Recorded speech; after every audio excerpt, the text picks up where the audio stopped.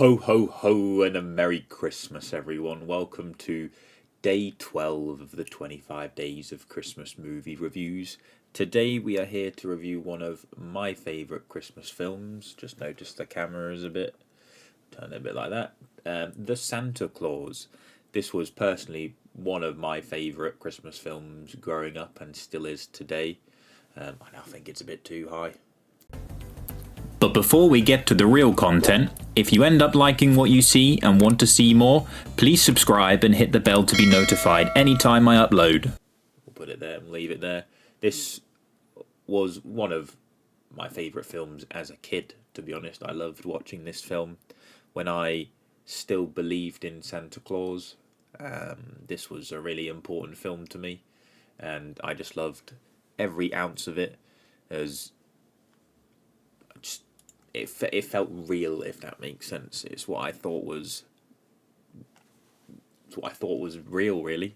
I imagined this could be real. I imagined, someone might accidentally knock Santa off the roof and become Santa. It's, in a weird, stupid way, it's how I felt that Santa kept being Santa all these years. Accidents would happen and someone would take over the role as Santa. This film came out in certainly the height and the hype of Tim Allen's career. He did 3 Santa Claus films, and of course he's done the Reprisal TV series, which I haven't watched, to be fair. He was in Christmas with the Cranks, which is also another Christmas film I enjoy. He was in that pretty underrated superhero film Zoom. Of course, he was in the Toy Stories and whatnot. He did Wild Hogs, Shaggy Dog, which I remember really enjoying when I saw it at the cinema. And then I think that was pretty much it for sort of like his hype and height. Can't really remember too much more that he was in. But he was in Galaxy Quest as well. But I only saw Galaxy Quest recently, to be fair. But my eyes are really sore. But no, I really, really enjoyed this film. This film speaks to me in multiple levels. I love the Christmas feeling of it. I love the 90s aesthetic of it. I love the music. I love the characters. I thought Eric Lloyd, who played Charlie, was just really good as a kid actor. I thought he was very underutilized going forward. I don't recall seeing him in anything else really other than in the Santa Clauses. I also remember seeing him in Dustin Checks In, to be fair, but other than that, I don't think I saw him in any of these other things that he was in. I remember watching The Brave Little Toaster for some degree. I don't know which one I watched, but I remember seeing it. But no, I think he was a bit underutilized. Maybe he didn't find the stardom that he maybe wanted or didn't really want. But David Krumholtz was excellent as Bernard. I loved seeing him as a sort of young adult actor. It was really good. Neil, I found so irritating in the film, as usual. Everyone finds him irritating, I think. But, the relationship between Scott and Laura is something that I think is very real and pulls on people's heartstrings with the separation and visiting rights for kids. I especially love the play on word of the Santa Claus, as in the film it is called the Santa Claus, where it's like a clause in a legal contract. I always find that very amusing. And, to me it's something that, although it's fantasy, it makes somewhat sort of sense, like how Santa would keep having the mantle passed to him, and he would reign as Santa until something happened to that Santa, then the Santa Claus would take effect and you'd become Santa. For those that haven't seen this and don't know what it's about, Scott essentially accidentally kills Santa and ends up having to become Santa and believing that he is the new Santa Claus, to eventually get to a point where he delivers Christmas presents for kids on Christmas after 11 months. He sort of has to prepare. He sort of starts changing, eating lots of sweet things. His features change. He starts getting a gut belly, a bigger belly to become Santa. He starts growing facial hair.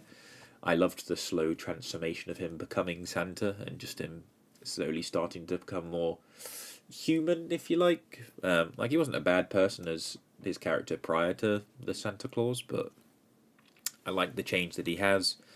Um, I like the relationship that Scott starts to build um, with the teacher. Like, I thought that was very, very cool. Um, and then I especially liked the. Oh my god! I literally forgot what it's called. The North Pole. Um, for the 90s, I think the sort of scene background and the aesthetics of it looked really, really, really good. Like, it's something that I've mentioned in a few of my other Christmas films. How just for some reason the late 80s, 90s, and early 2000s just have this sort of feel to them that looks so good and just, I don't know. I like seeing it. It's like, if I had to pick a type of film to watch, it would be late 80s, 90s, or early 2000s. And I mean, like, up to like maybe 2006, something like that.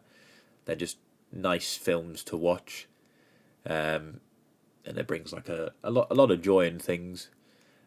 One thing I didn't know whilst I'm looking at the thing is that I can see it's Santa number 6. So I don't know if that's just the sixth Santa they've ever had, or what for the person that plays Santa, but I don't. I can't really remember. But no, I apologise. I've got all fumbled from looking at the cast list, but no, I remember really, really liking this film as a kid. I remember when the second and third one came out. I watched the second one a fair amount as well compared to the first one. The first one I've seen so many times. The second one I've seen a fair amount of times. The third one I've only seen once or twice. It was when it came out on DVD. I remember watching it and enjoying it. But the third one I just didn't watch as many times, really. Like, I still own the DVD downstairs. It's one of the times where, like, I had a slip cover and really enjoyed the slip cover, as from remembering in number 2, Spencer Breslin was in it, and he was playing Curtis, and he was also just in so many films that I watched as a kid. He was in Cat in the Hat. He was also in Zoom and the Santa Clauses for number 2 and 3 with Tim Allen. He was also in Shaggy Dog with Tim Allen. He was in The Princess Diaries 2, and then he was in Meet the Parents and Air Buddies in the Even Stevens movie. He was and Return to Neverland as a voice actor, but he was in a lot of things that I used to watch as a kid. But no, I feel this film encompasses Christmas in such a good way. I loved all the dynamic between, like, the psychiatrist Phil thinking that Scott was just going insane and things like that. Was quite Neil, not Phil. Was quite amusing to watch. Although, like, albeit it's annoying to watch because he is actually Santa. But I think the film gives an important message about believing in Santa. For me, I think the correct time to believe in Santa goes up until you leave primary school if you're in the UK. I think it's very well within your right to still believe in him up until like year 6. To be honest, it doesn't matter if you go forward into secondary school believing in Santa, but it's probably the time where it won't be as accepted if you believe in Santa. But I remember so many Christmases of just, tracking Santa and still believing in him and just having the sort of, not even the entertainment of Christmas, but just, getting so surprised with Christmas. Like, I still really enjoy Christmas now, but Christmas is just so much more different than getting really buzzed and excited to wake up on Christmas Day and just see what you've got, see what you open, seeing the footprints that Santa would have left and things, eating the cookies. But now that I'm older, that doesn't really happen too much. It's just a case of sit around the sitting room and we all open up our presents together and things. Like, it's still nice and still magical, but it's, there's something different about still tracking Santa and believing in him and whatnot. But no, I digress. I think if you haven't seen this film, it's a wonderful film, and I think it's probably my second or third favourite Christmas film of all time. I highly recommend you go watch it if you haven't. It's certainly a really, really good one. The sequels are not the most amazing, but they're still really enjoyable. The second and third follow a very conventional storyline where a second Santa gets made. that's a clone, and it reminds you a lot of that Inspector Gadget 1 or 2 where he gets the clone plastic version of him, and that Santa tries to take over, etc. Like, it's still fun and things, but it doesn't focus as much on what feels like Christmas. Of course, it's still about Christmas and things, but it feels less Christmassy with like a villain to beat. And then the third one, all I can remember is I think it's Jack Frost escapes, and I think he tries to take over as being Santa, and things to some degree. I haven't seen the third one in a very, very long time to even begin to know what it's about, but no. Thank you very much for watching. Don't forget to like, comment, subscribe, all that good stuff, and then stay tuned for we're on day 12, day 13 now. Albedo, take care now. Bye-bye. Ho-ho, an extra long ending. And it's now just becoming weird, Ben. Just say goodbye properly. Bye-bye. Hey, thank you for watching the video. Click the button to keep watching, or click the other video for more videos, and don't forget to subscribe. Thank you.